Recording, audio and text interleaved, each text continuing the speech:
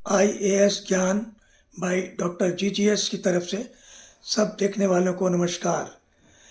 आज का topic smart city mission of India है, जो बहुत इम्पोर्टेंट टॉपिक है।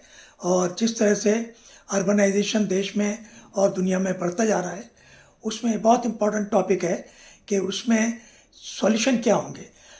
देखिए कि 1.1 बिलियन लोग जो हैं वो शहरों में रहते थे अभी तक, और वो स्लम एरिया है।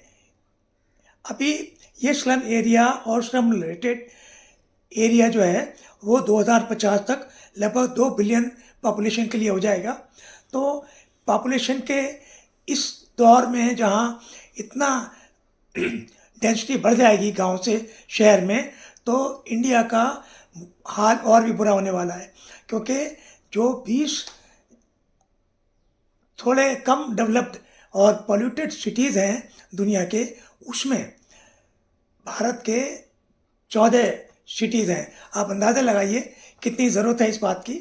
लेकिन अभी मैं जो ये प्रोग्राम शुरू कर रहा हूँ उसमें कुछ स्लाइड्स भी हैं, और मैं धन्यवाद देना चाहूँगा अपने सोशल बस टीम को कि वो जिस तरह से अच्छी स्लाइड्स और अच्छा मेरा वीडियो बनाते हैं, धन्यवाद उनको। और अगर आपको ये वीडियो पसंद आए तो दूसरे कम्पिटिटिव एग्जामिनेशन में, ख़ास तौर से यूपीएससी के सीएससी एग्ज़ाम के लिए जो बैठ रहे हैं, उनके साथ शेयर करें। तो पहली बार 2009 में हलचल मची थी और पूरे दुनिया में, और सिलिकॉन वैली और उनको अच्छा माना गया था, बाकी सब में ये था कुछ ना कुछ किया जाए।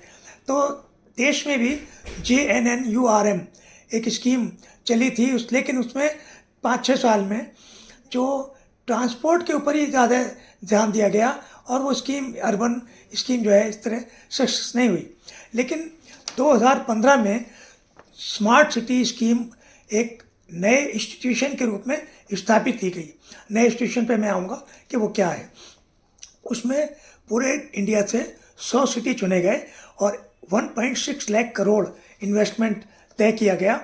और ये सेंट्रली स्पॉन्सर्ड स्कीम है, जो फेडरल गवर्नमेंट का एक उदाहरण है। तो लेकिन दुख की बात यह है कि इंडिया में पिछले 50 सालों में मुश्किल से 2-3 सिटी, खासतौर से एक सिटी चंडीगढ़ बना है, जबकि चाइना में करीब करीब 25 सिटी बन चुके हैं। तो हमें ज़रूरत है कम से कम 50 और सिटी इंडिया में बनाने के लिए। लेकिन उस पर इतना ध्यान शायद अगली गवर्नमेंट दे। लेकिन अभी तो यह है कि जो सिटीज़ हैं उनको कैसे डेवलप किया जाए। तो स्मार्ट सिटी मिशन में क्या क्या चीज़ें हैं कि एरिया बेस्ड डेवलपमेंट, यानी कि ग्रीन फील्ड प्रोजेक्ट हैं जहाँ एग्रीकल्चर लैंड है या और कोई, तो उनको उनमें हॉस्पिटल खोले जाएँ, पब्लिक यूटिलिटीज़ हों, एंटरटेनमेंट के साधन हों, पार्किंग, ट्रैफिक, रिजॉर्ट्स वगैरह का सुविधा हो। और वो पब्लिक प्राइवेट पार्टनरशिप में ज़्यादा अच्छा हो सकता है, क्योंकि उसमें प्राइवेट इन्वेस्टर आएगा तो वो पैसा खर्च करेगा, और उसमें थोड़ा बहुत, जैसे आप देखते हैं टोल ब्रिज, तो टोल पे पैसा देने में किसी को एतराज़ नहीं है, सुविधाएं अच्छी होनी चाहिए। तो लेकिन दूसरा जो है वो कोर इंफ्रास्ट्रक्चर है, वो उसमें शामिल है redeveloping and retrofitting of the urban areas. इसमें ब्राउन फील्ड हैं जो ऑलरेडी, जैसे पुराने दिल्ली है, पुराने जबलपुर, वो सब, उनको डेवलप करने का। फिर इसमें पांचवा एक जो उसका ऑब्जेक्टिव था, और रेप्लिकेबल मॉडल। अब यहाँ जो है डीएम को और म्यूनिसिपल कमिश्नर को सीधे ये नहीं दिया गया कि पैसा लीजिए और इस पर काम शुरू करिए, जो पहले ही स्कीम फेल हो चुकी है। क्योंकि 8-10 साल के सर्विस का एक्सपीरियंस होता है डीएम वगैरह को, उतना अर्बन प्लानिंग आता नहीं है इतना जितना होना चाहिए। तो एसपीवी, स्पेशल पर्पस व्हीकल बनाई गई और डेवलपर चुने गए, आइडेंटिफाई हुए। जैसे मैं जबलपुर स्मार्ट सिटी में टूरिज्म एडवाइज़र था, वहाँ आईपी ग्लोबल का चुनाव गया। तो वो सब गाइड करेंगे कैसे एरिया बेस्ड डेवलपमेंट करें, कैसे रेट्रोफिटिंग करें। तो एक इंस्टीट्यूशन डेवलप किया गया कि जिसमें डायरेक्ट पब्लिक का इन्वॉल्वमेंट नहीं, लेकिन उनके रिप्रेजेंटेटिव उस एसपीवी में मेंबर हुए, म्यूनिसिपल जनरली चेयरमैन डीएम होता है, और स्मार्ट सिटी में सिटी का जो म्यूनिसिपल कमिश्नर है वो उसका सीईओ होता है। फिर इसमें जो गवर्नमेंट का पैसा है उससे फिर वो पैसा लगाकर और लैंड वगैरह जो सिटी में अवेलेबल है डेवलपमेंट के लिए, उससे प्राइवेट इन्वेस्टमेंट मांगते हैं, और उसमें बहुत अच्छी तरह प्राइवेट इन्वेस्टमेंट आ रहे, कोई कमी नहीं है उसमें। तो इसमें जो पर्पज़ है कि फेडरल की जो स्कीम है, जैसे अमृत है, PMAY है, प्रसाद है, स्वदेश स्कीम में जो पैसा लगाते हैं सिटीज़ को देते हैं डेवलपमेंट के लिए, तो वो कन्वर्जेंस किया गया है कि सारी स्कीमों को एक साथ मिला के उसका सिटी का डेवलपमेंट किया जाए। अब पर्पज़ क्या है? पर्पज़ है ease of living by city dwellers, और उसके लिए होना चाहिए क्वालिटी लाइफ होनी चाहिए उनकी। यानी कि अगर वो वेस्ट मैनेजमेंट का है, पानी का है, और पार्किंग की सुविधाएं हैं, पब्लिक यूटिलिटीज़ हैं, ट्रांसपोर्ट है, और ट्रैफिक मैनेजमेंट है, इन सब की सुविधाएं मिलनी चाहिए। तो इसमें स्मार्ट सॉल्यूशन ढूंढने वाली बात है। तो जो गवर्नेंस सिस्टम के साथ साथ हम देखेंगे कि सबसे बड़ा काम जो है वो है integrated command and control centre.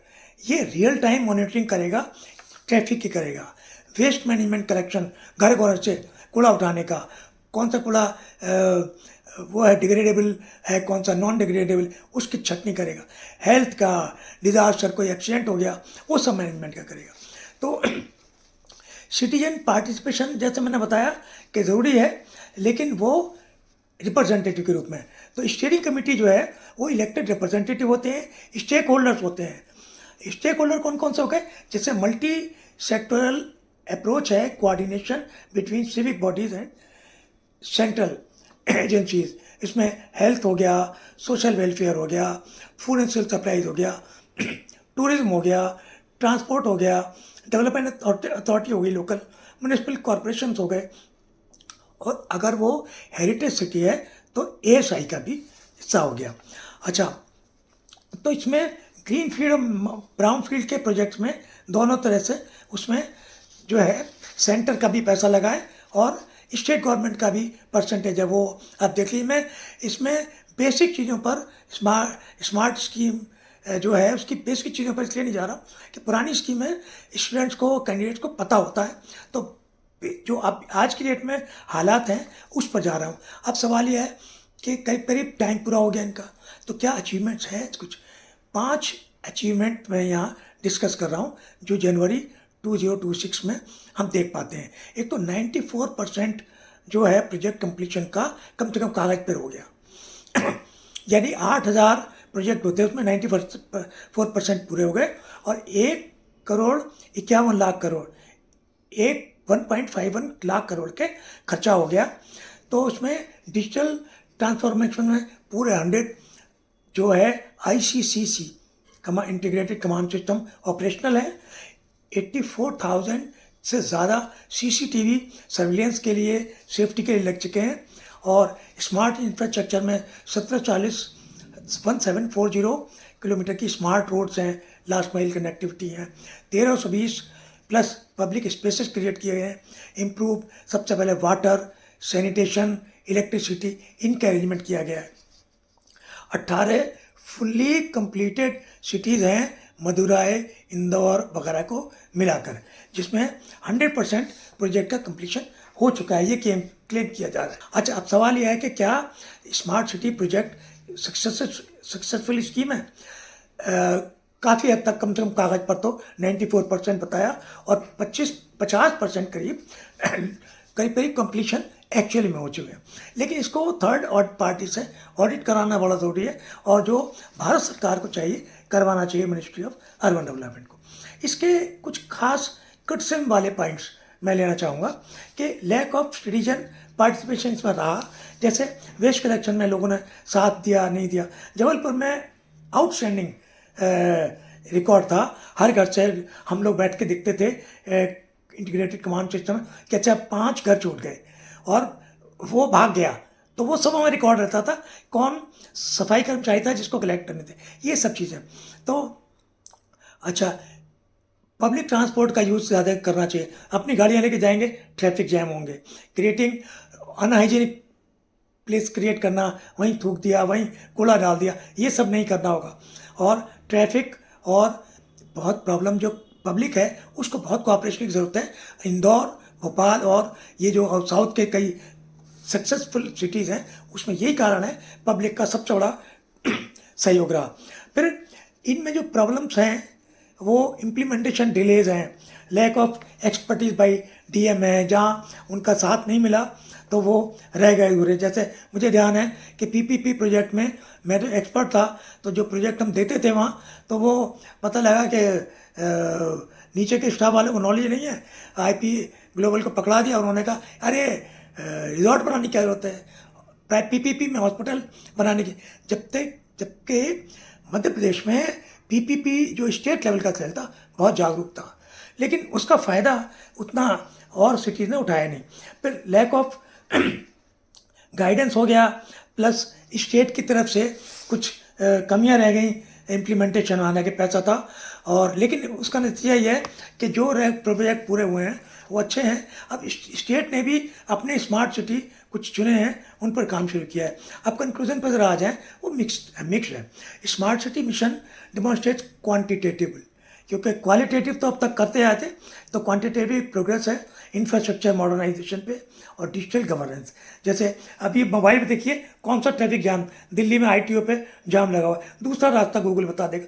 तो इस सिटी के अगर उस पर जाएंगे उसमें भी ये सब इंफॉर्मेशन अवेलेबल होगी रियल टाइम।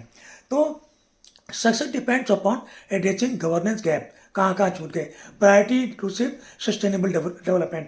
तो इसमें एक फुल टाइम ट्रेनिंग होनी चाहिए पब्लिक प्राइवेट पार्टनरशिप में, कम्युनिटी पब्लिक प्राइवेट पार्टनरशिप में कैसे आरएफपी बनाना है, कैसे आरएफक्यू बनाना है, कंसेशन एग्रीमेंट बनाने हैं।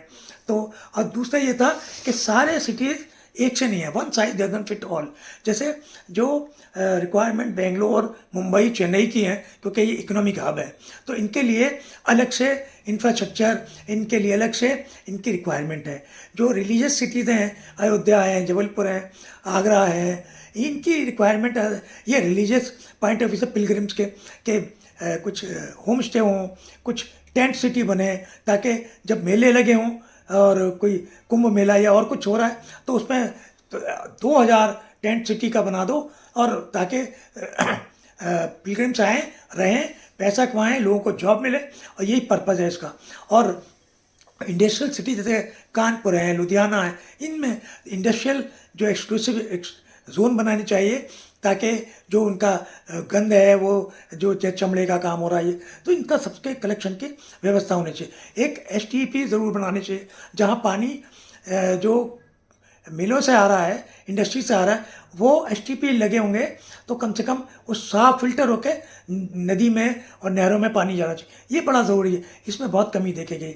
लेकिन मुझे लगता है कि ये इन्फॉर्मेशन काफ़ी है, बहुत ज़्यादा डीप की ज़रूरत नहीं है। इंटरव्यू में आजकल ये इस पर सवाल पूछा जा सकता है जो इंटरव्यू चल रहे हैं, और लोगों को इसकी गवर्नेंस के बारे में मैंने देखा, जब भी मैं पूछता हूँ कोई क्वेश्चन मॉक इंटरव्यू में तो पता नहीं होता, ये पता होना ज़रूरी है। तो इसको ध्यान रखिएगा, और भी कहीं उनसे ये आप पढ़ लीजिएगा।